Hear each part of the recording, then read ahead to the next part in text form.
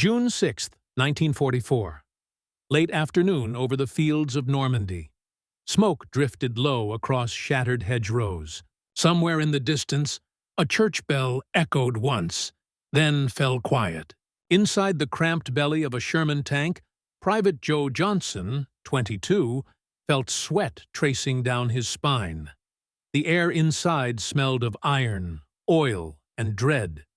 His hands clenched around the gear lever. His ears still rang from the last near miss. A shell had detonated less than 10 feet away, showering their hull with dirt and fragments. The crew shouted. The gun was jammed. The hatch refused to budge. And now, from the tree line ahead, came a sound no tanker ever forgot. The deep, deliberate growl of a Tiger tank.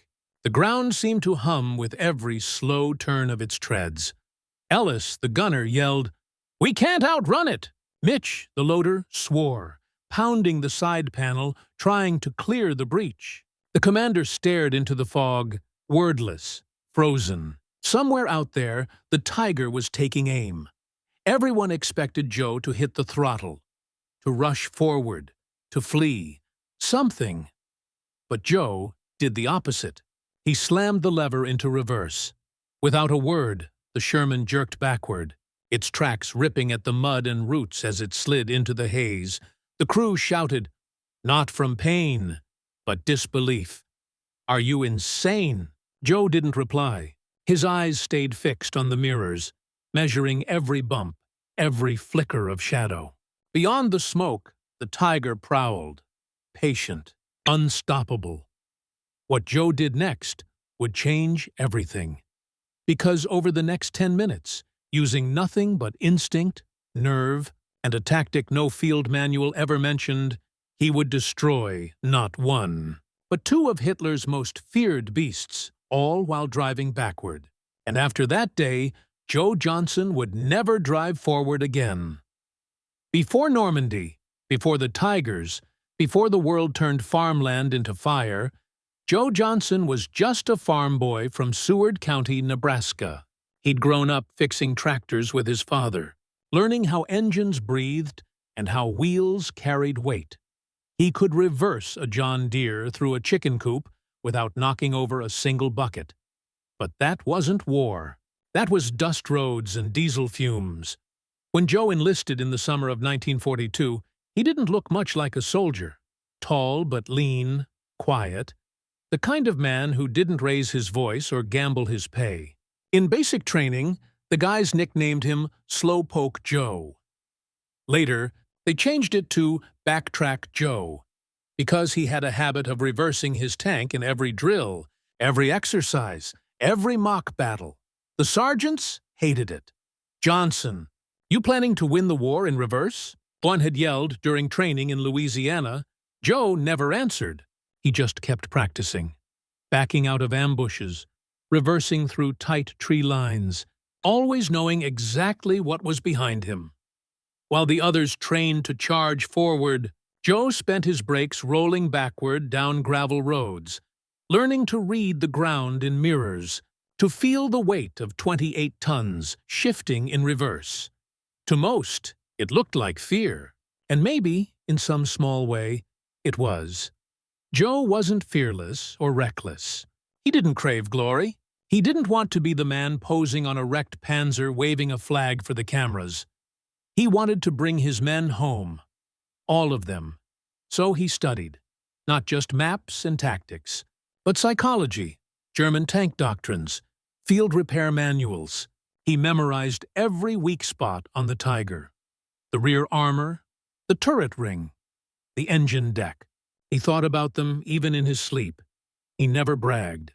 He just stored it all quietly, like a mechanic keeping notes on a stubborn machine. But to the others, he looked like a man who hesitated, who didn't charge, who didn't act like a hero. And in war, hesitation looks a lot like cowardice. Joe let them mock him. Let them call him Backtrack Joe. Let them laugh when he reversed through a training field to avoid a fake ambush. They thought he'd break the moment the real shells started flying. They didn't know the truth. Joe Johnson wasn't afraid of the enemy. He was afraid of getting his crew killed through stupidity. And that kind of fear made him sharp, cautious, and ready, because he knew the tigers were coming. And when they did, he'd already be facing the right way. The first shell hit before they even saw it coming. The Sherman on their left, call sign Red 5, exploded in a sheet of fire and steel. 1 second it was there. The next it was gone, ripped open from the side. The crew inside never had a chance. Joe's crew ducked instinctively as the shock waves slammed their own hull. Ellis, the gunner, cursed under his breath. That wasn't artillery. That was direct fire. "Tiger?" Mitch asked. Joe didn't need to say it. The answer was obvious. He peered through the periscope, scanning the tree-line. And then he saw it, barely visible in the mist, a long gun barrel slowly sweeping left to right. Behind it, the outline of an armored beast hunched low like a panther, ready to pounce. The German tank was stalking them. Their own main gun was still recovering from the jolt. The turret turned sluggishly. The loader hadn't rearmed yet. They had maybe 20 seconds, maybe less, before the next round came. Mitch shouted, "We can't stay here, Joe. Forward now." But Joe didn't move. He stared at the periscope, then at the terrain behind them. A slight decline, muddy and uneven, but open. It led into a patch of trees. Not much, but enough to buy some time. The Tiger started to pivot. Joe made his decision. He grabbed the gear lever and threw it back into reverse. The first reverse kill. The Sherman lurched backward, its tracks biting into the muddy slope. The inside of the tank filled with the roar of the engine and the rattle of loose bolts. The crew was thrown against their seats, shouting over one another. "Joe, what the hell are you doing?" Mitch yelled. "Hold on," Joe said, calm but firm. "We're not running. We're repositioning." Repositioning in reverse. No one had time to argue. Another German shell slammed into the earth just in front of them, spraying soil across their periscope. The tank shuddered. The sound was like thunder cracking open the ground itself. The blast wave hit Joe's chest like a hammer, but he held steady on the controls. He could feel the terrain through the vibrations under his boots. The mud was thick, uneven, but sloped downward just enough to give him cover. He guided the tank backward through smoke and dust, turning slightly so that the destroyed Red 5 blocked their right flank. The Tiger fired again. The round tore through the space where Joe's tank had been seconds earlier. The impact flung shards of dirt and metal through the air. Inside, Ellis whispered, "If we'd stayed," and stopped himself. Joe didn't reply. He was too focused. The periscope view was chaos. Trees, smoke, flashes of light, then darkness. But Joe wasn't seeing what was in front of him. He was seeing what the Tiger driver was seeing. Confusion, movement, targets shifting through haze. A Sherman that refused to follow the expected pattern. He remembered something his father used to say while teaching him to drive the old farm tractor. The trick to reversing isn't looking backward. It's knowing where you came from. Now those words pulsed in his mind like a heartbeat. Joe yanked the lever again, sending the Sherman sliding further into the fog. He cut a hard angle left, using the burned husk of Red 5 as temporary cover.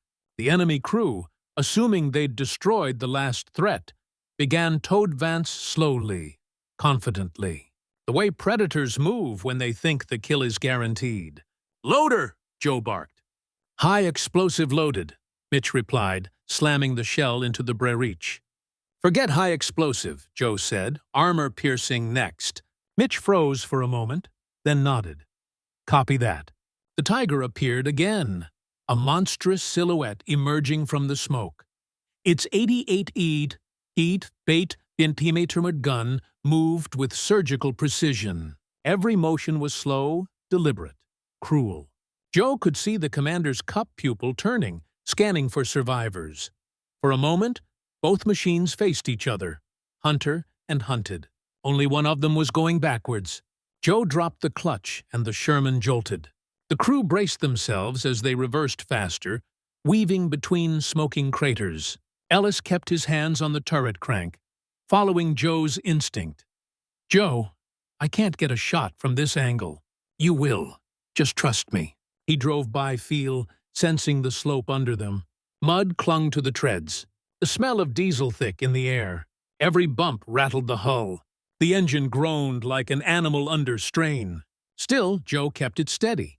He needed to bait the Tiger to make it think the Americans were retreating. Through the mirror, he watched it move. That hulking shape crawling forward, its turret rotating to track their motion. Joe could almost sense the German gunner smirking behind his sights. "Come on," Joe whispered. "Follow me," the Tiger fired. The shell whistled past and struck the hill behind them, exploding in a cloud of dirt and flame. The heat washed over the Sherman's rear armor. The crew coughed from the smoke seeping through the vents.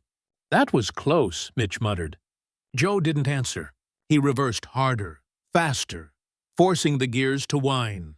Then, at the last possible second, he jerked the controls, cutting the tank sideways down a narrow embankment. The Tiger followed exactly as he'd hoped. The German tank crept forward, onto the slope, its gun depressed, trying to maintain line of sight. But in doing so, it exposed its weakest point, the rear underside of its hull.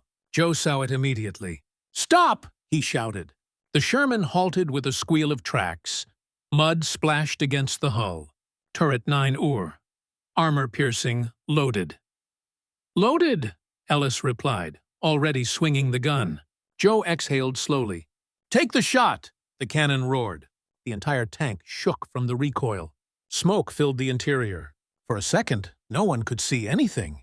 Then through the haze, a bright orange bloom erupted where the Tiger's rear had been. Direct hit! The German tank convulsed, then erupted again as its ammunition ignited. The explosion rolled through the forest like thunder, scattering birds and leaves in every direction. Fragments of armor rained down, hissing as they struck the wet ground. Inside Joe's tank, there was only silence. The crew stared at each other, eyes wide, mouths open. "Did we just—" Mitch began. "Yeah," Ellis said softly. "We did." Joe didn't smile. He just watched the flames consuming the Tiger. The firelight flickered across his face, reflecting in his eyes like tiny suns. "Reload," he said quietly. "We're not done." The radio crackled with static.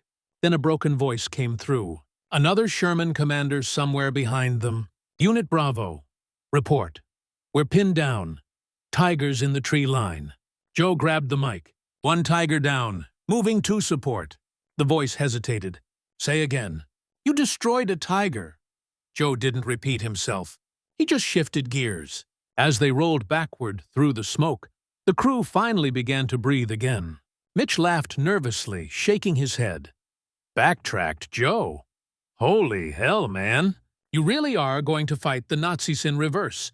Ellis grinned, wiping sweat from his forehead. "I'll drink to that when we get out of here." Joe didn't answer. His focus stayed forward, or rather, backward. The battlefield behind them was alive with fire and noise. The enemy would regroup quickly. The moment of surprise was already fading. But in that brief window, something had changed. The Tiger, the monster every Allied soldier feared, wasn't invincible anymore. It could be beaten. It could burn. The radio continued to crackle. Voices shouting coordinates, orders, chaos. Joe barely listened. He was thinking, calculating. The reverse tactic had worked once, but the next time the enemy would adapt. He needed to think faster, drive smarter, use everything the terrain could offer. Mitch looked at him, studying the expression on Joe's face. "You knew that would work, didn't you?" Joe shrugged slightly. "Didn't know. Just figured it might." "That's insane." "Maybe. But it's better than dying in a straight line." Ellis chuckled under his breath, still shaken. "You know, Joe, when you said we'd be the only guys to win a battle going backward, I thought you were kidding." "I never kid about survival," Joe replied. The sound of distant gunfire echoed through the hedge. The smell of burning fuel and scorched grass filled the air. Somewhere, Another explosion rumbled. The second tiger, still out there, still hunting. Joe tightened his grip on the controls. "Let's move," he said. "We've got work to do." As the Sherman backed deeper into the mist, the crew followed the rhythm of the engine, the heartbeat of metal and courage. They didn't know it yet, but this was only the beginning. In less than 20 minutes, Joe Johnson's crazy reverse strategy would turn into a legend whispered through every Allied camp in Normandy. And though the man himself didn't believe in glory, fate had already marked his name for something bigger, a single act of defiance that would echo long after the smoke cleared. Because in war, courage doesn't always charge forward. Sometimes it drives in reverse. The reverser, a legend is born. News of the tiger kill spread faster than the smoke had cleared. Joe didn't speak much over the radio, but word got around anyway. A Sherman had taken out a tiger in reverse. That was the part everyone repeated, almost like a punchline. "Did you hear? Some guy backed into a tiger and blew it to hell." By nightfall, the name had already stuck. The reverser. Joe didn't care. He wasn't looking for nicknames. He was thinking about the second tiger.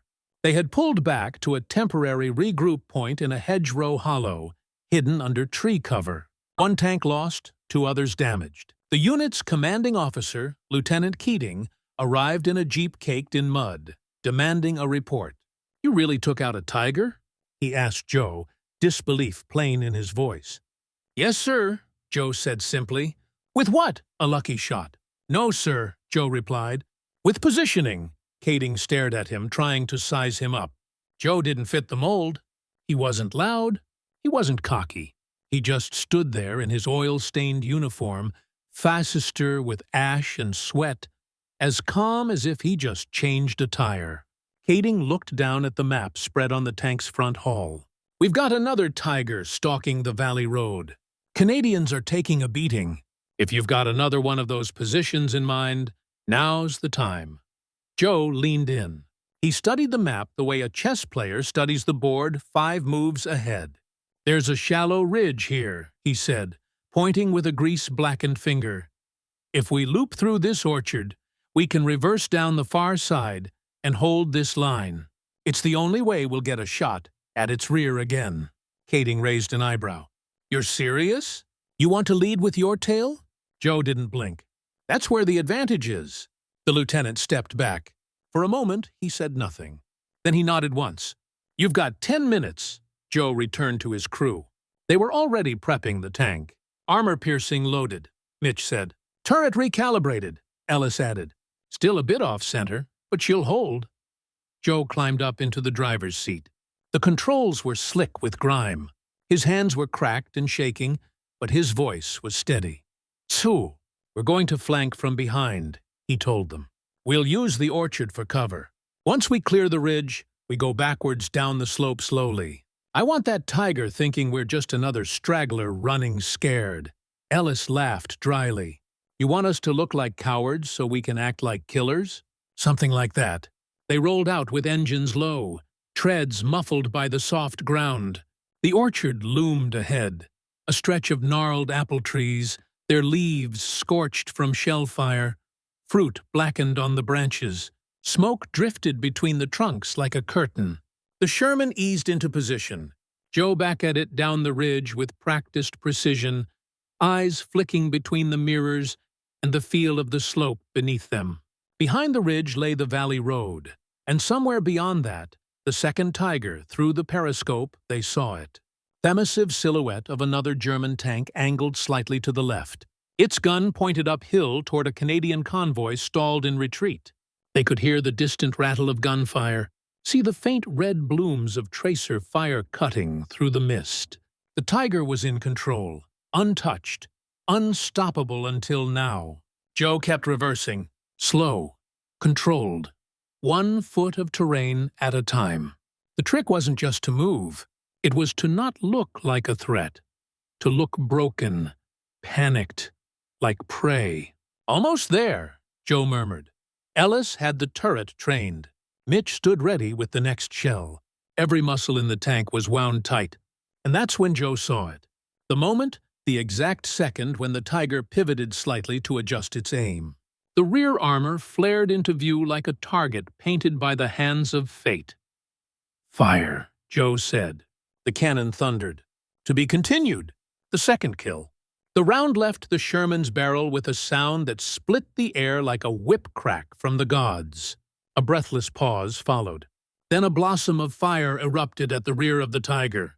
Direct hit, but it wasn't enough. The shell punched through the grating above the engine deck, bursting into flame.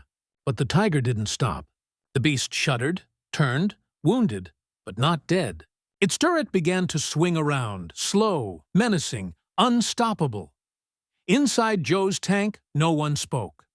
Reload. Armor piercing. Joe barked, already on it. Mitch slammed another shell into the breech, hands blistered from heat. The turret groaned. Ellis twisted the crank, fighting resistance. The hydraulics sluggish from dust and overuse. The tiger turned, now fully aware of the threat behind it. The Germans knew they weren't chasing ghosts anymore. This was no lucky shot. They were being hunted by someone who understood them. "Hold it," Joe whispered. The Sherman sat half-exposed on the slope, its rear tucked behind broken tree stumps, its front catching the firelight of the burning tiger shell. Then the German gun flashed. A shell screamed past, missing by inches, striking a stone wall behind them. The explosion rocked the Sherman like a kicked drum. Joe bit his tongue, tasted blood. "Shoot now, or we're done!" Mitch screamed. "Ellis!" Joe began. But Ellis didn't wait. The second shot roared from the cannon. A blur, a thunderclap, roared from the cannon. A blur, a thunderclap. This time, the shell hit lower under the turret between armor plates, and it detonated like it had been waiting there all along. The tiger didn't just explode. It came apart. The turret lifted into the air like a discarded helmet. Flames belched from every seam. The tank rocked sideways, slamming against the road edge. Ammunition inside cooked off one by one in deafening booms, and for a moment, the fire turned blue. Inside Joe's Sherman, the crew sat in stunned silence. The tiger, the myth, the monster, the one every Allied soldier feared, was gone. Burning, broken, beaten. Mitch sat down hard against the hull, his hands shaking. "That's two. Two goddamn tigers." Ellis let out a nervous laugh, then a cough, then just stared at the flames. Joe didn't say anything. He watched the fire, expression unreadable. Then the shockwave hit. An unseen German artillery shell, maybe aimed blindly, maybe just bad luck, landed not 10 FT from their left tread. The blast lifted the tank off its suspension. A burst of light, sound, and heat slammed into the crew like a wall. Everything went white. Joe's ears rang. His head hit the side of the viewport. He felt warmth on his ribs. Not heat. Wet warmth. Blood. Ellis was yelling, but Joe couldn't hear him. His vision blurred. Someone was grabbing his arm. The tank was hissing, something sparking. Mitch was shouting into the radio, but the words came through like static. Joe blinked once, twice. Then he looked down. A jagged piece of shrapnel was embedded in his side just beneath his vest. Deep. Dark blood poured through his shirt. It didn't hurt. Not yet. It was cold. He slumped back into his seat, hands still on the controls. Outside, the tiger continued to burn. Its wreckage lit the fog in shades of orange and black. And beyond that, the Canadian convoy, battered but alive, began to move again. They were safe now because of him. Ellis leaned down. Joe, you're hit. Say something." Joe blinked, then gave a half-smile. "Tell command." Objective secured. Mitch's voice cracked. "We need a medic now." "No time," Joe murmured. He turned his head slowly, looking out the small rear mirror. Smoke, fire, mud, a trail of destruction that stretched back across the ridge through the orchard to the first tiger. Everything they'd done, everything he'd driven through, backwards. Joe chuckled softly, the sound weak and rasping. "I guess I really did fight the Nazis in reverse." His eyes started to close. Ellis grabbed his shoulder. Hey, no, you stay with me. You hear me? You're not going out like this. But Joe was already somewhere else. The roar of engines faded. The fire became distant. He saw Nebraska wheat fields, his dad's hands on a tractor wheel, the smell of diesel and fresh earth. He whispered one last sentence. Tell my mom, I didn't back down. I backed them up. And then silence. A hero doesn't return. When the radio finally went silent, the war around them did not. Artillery still rumbled somewhere beyond the valley. Smoke drifted across the ridgeline like a shroud. The air smelled of burnt metal and gasoline, a scent that would never quite wash off the skin. The Sherman sat half-sunk in the mud, its armor scarred and pitted, its barrel still warm from the last shot. The crew had stopped shouting. There was nothing left to say. Ellis climbed halfway out of the hatch, gasping for air. He could hear distant cheering. Canadian troops realizing the Tigers were gone, the road finally open. But inside the tank, victory felt hollow. The world outside was moving on, but Joe was not. Mitch was beside him, pressing a rag against Joe's wound, his hands slick with blood. Stay with me, Joe. Hey, come on. You hear me? We made it. Joe's eyes fluttered open. His voice was soft, roughened by dust and pain. Did we? Did they get through? Yeah, Mitch said quickly. They're safe. You did it. A slow breath escaped Joe's chest. A sound between a sigh and a laugh. Good, he whispered. For a few seconds, the three men sat together in the stillness. No orders, no radios, just the soft hum of a dying engine. The fog outside glowed faintly orange from the burning Tiger wrecks, casting long, trembling shadows inside the tank. Joe's hand slipped from the control lever and brushed the floor. He could feel the cold steel vibrating faintly, the heart of the machine still beating even as his own faltered. He looked at Mitch and Ellis, his eyes glassy, but clear enough to find their faces. Don't be scared to back up, he murmured. Sometimes that's the only way forward. Mitch swallowed hard. Don't talk like that. But Joe smiled faintly, the kind of small, calm smile that meant he already knew. He tilted his head back, staring through the slit of the periscope. Above the drifting smoke, he caught a glimpse of open sky. Pale blue, endless, it reminded him of home. Nebraska in summer. The smell of diesel from the old tractor. His mother's hands covered in flour. The sound of crickets at dusk. For a heartbeat, he wasn't in France at all. He was home. The noise of the battlefield faded into a quiet hum, like the slow turning of gears winding down. His breathing grew shallow. The blood on his chest was no longer warm. His fingers twitched once, as if trying to shift gears one final time.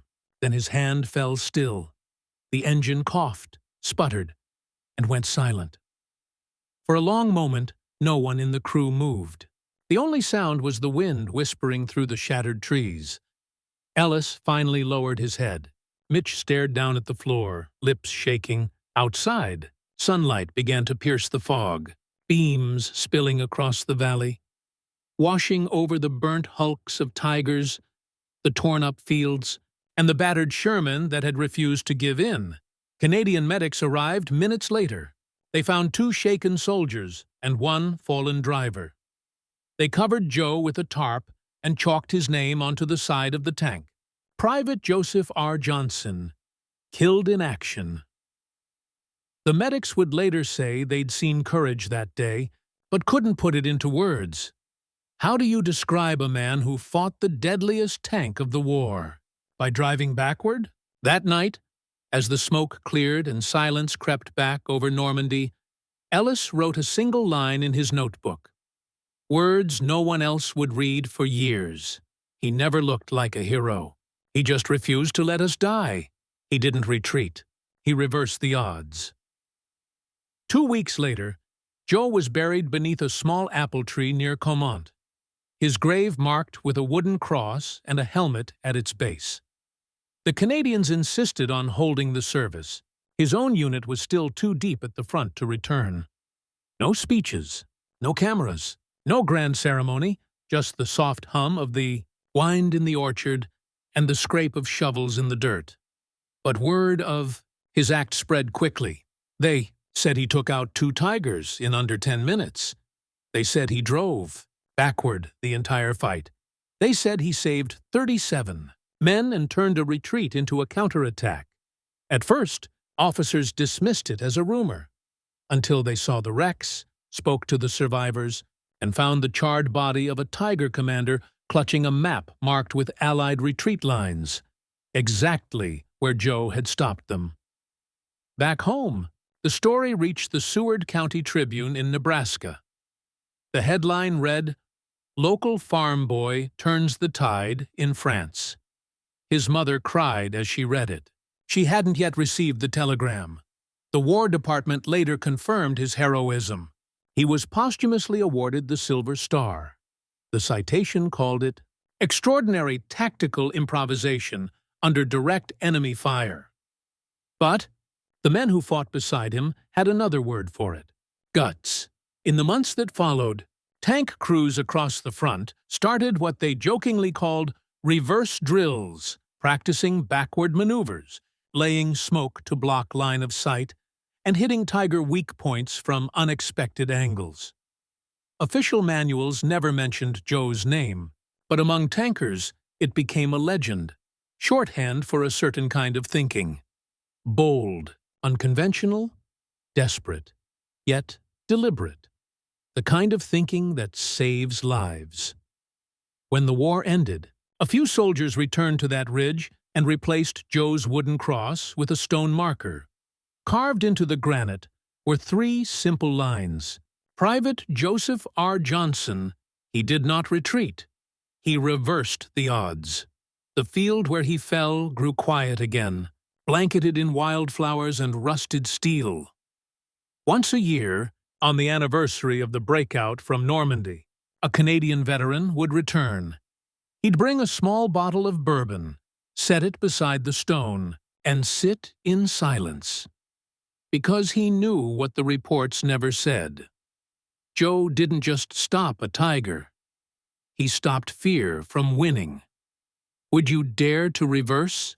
Most war stories end with parades, medals, and speeches, but not this one.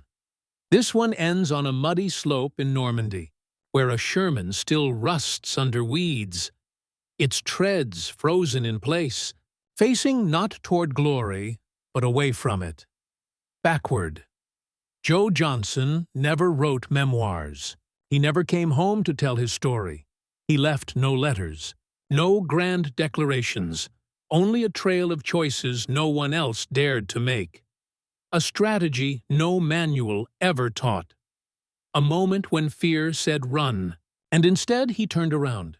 It was reckless, maybe even suicidal, but it worked.